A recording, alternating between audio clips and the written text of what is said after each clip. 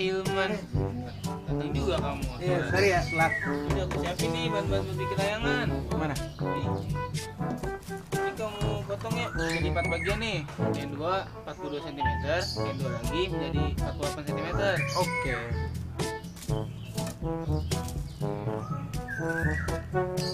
Dap, aku lupa beli benang. Lah kok bisa lupa? Ya udah suruh beli dah. Beli. Tapi kira-kira berapa sentimeter yang Udah, diperluin ya? beli aja sono. Banyak pasti.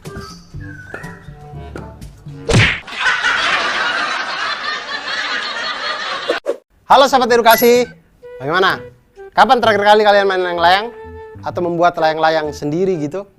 Ternyata kita kalau membuat layang-layang itu seperti lagunya dulu kan, apa? Ku ambil bulu sebatang, ku timbang dengan benar dan segala macam. Nah itu ternyata ada konsep-konsep matematika yang diterapkan di situ. Karena titik pertemuan di garis yang di tengah, kemudian benang yang kita ambil dari sisi luarnya, bambu yang kita jadikan layang-layang itu, semuanya itu ternyata membentuk segitiga, yang mana siku-siku dan benang-benangnya itu membentuk sisi miring dari segitiga, yang di situ mencerminkan tentang rumus Pitagoras. Nah, apa itu teorema Pitagoras? Teorema Pitagoras itu adalah teori yang menunjukkan hubungan antara sisi dalam segitiga siku-siku. Ingat, segitiga siku-siku. Jadi bunyi teorema Pitagoras itu adalah pada segitiga siku-siku berlaku kuadrat sisi terpanjang adalah sama dengan jumlah kuadrat sisi penyikunya. Atau kuadrat sisi miring itu sama dengan jumlah dari kuadrat sisi siku-sikunya. Nah, seperti terlihat pada gambar, sisi miringnya itu C, lalu sisi siku-sikunya itu ada A dan B.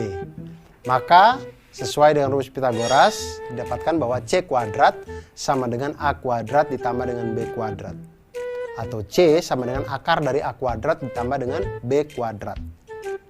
Hal yang sama bisa kita lakukan dengan yang lain, jadinya dengan hubungan itu kita bisa lihat bahwa A kuadrat sama dengan C kuadrat dikurangi dengan B kuadrat.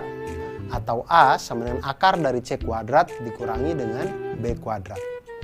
Hubungan ini juga kita bisa gunakan untuk mencari sisi B, di mana B kuadrat sama dengan C kuadrat dikurangi dengan A kuadrat, atau B sama dengan akar dari C kuadrat dikurang dengan A kuadrat.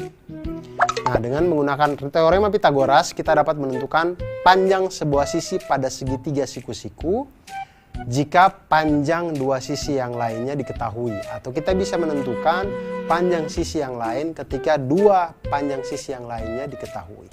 Nah, sekarang kita lihat ke masalah dari teman-teman kita tadi. Mereka ingin membuat layang-layang. Layang-layang itu ada dua rusuk paling tidak yang kita buat untuk bambunya itu kan. Bambu panjang begini kita ikat di sini di tengahnya. Sekarang benang-benangnya ini yang mengelilinginya ini ditanya, kalau bambu yang panjangnya 48 cm menjadi dua bagian sama panjang, sedangkan bambu berukuran 42 cm terbagi menjadi 10 cm dan 32 cm. Pertanyaannya adalah, berapa banyak benang yang dibutuhkan untuk membuat layang-layang tersebut? Maka seperti yang sudah-sudah, kita kumpulkan dulu yang kita ketahui. Kita ketahui bambu panjangnya 48 cm, dua bagiannya sama panjang, berarti ini bambu yang menjadi sayap nih. Makanya panjangnya sama. Kemudian ada lagi bambu berukuran 42 cm terbagi menjadi 10 cm dan 32 cm. Ini berarti bambu yang di tengah. Yang 10 cm yang biasanya di atas, 32 cm yang di bawah. Kita misalkan bambu dengan ukuran 48 cm yaitu panjangnya itu PR, dan bambu dengan ukuran 42 cm panjangnya SQ. Nah, untuk menghitung panjang benang minimum yang diperlukan untuk membuat layang-layang ini, itu sebenarnya kita sedang menghitung keliling dari layang-layang PQRS, di mana keempat sisi yang ada itu kita jumlahkan. Jadi keliling layang-layang PQRS itu sama dengan panjang PQ ditambah panjang QR ditambah panjang RS dan ditambah panjang SP. Nah, kita lihat, tinggal misalkan panjang PS. Kita dapatkan panjang PS dari mana? Dengan teorema Pitagoras, di mana PS itu adalah hipotenusanya atau sisi miringnya. Kemudian sisi siku-sikunya itu adalah PT dan TS. Maka kita masukkan PS kuadrat sama dengan PT kuadrat ditambah dengan TS kuadrat. Sama dengan 24 kuadrat tambah 10 kuadrat. Sehingga diperolehlah PS sama dengan 26 cm. Kemudian PQ. PQ itu sisi miring dengan sisi siku-sikunya 24 atau PT dengan TQ. Kita lihat PQ kuadrat sama dengan PT kuadrat ditambah dengan TQ kuadrat sama dengan 24 kuadrat ditambah dengan 32 kuadrat sehingga diperoleh PQ sama dengan 40 cm. Maka keliling layang-layang PQRS itu sama dengan 2 kali 26 cm ditambah dengan 40 cm. Sama dengan 132 cm.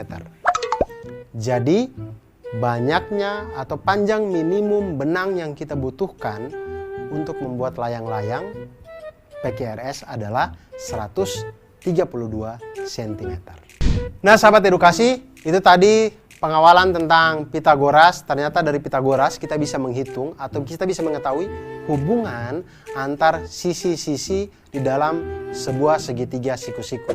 Dari Pitagoras juga kita akan belajar tentang banyak hal. Dan dengan ilmu matematika kita menjadi insan yang lebih baik dan insan yang mantul.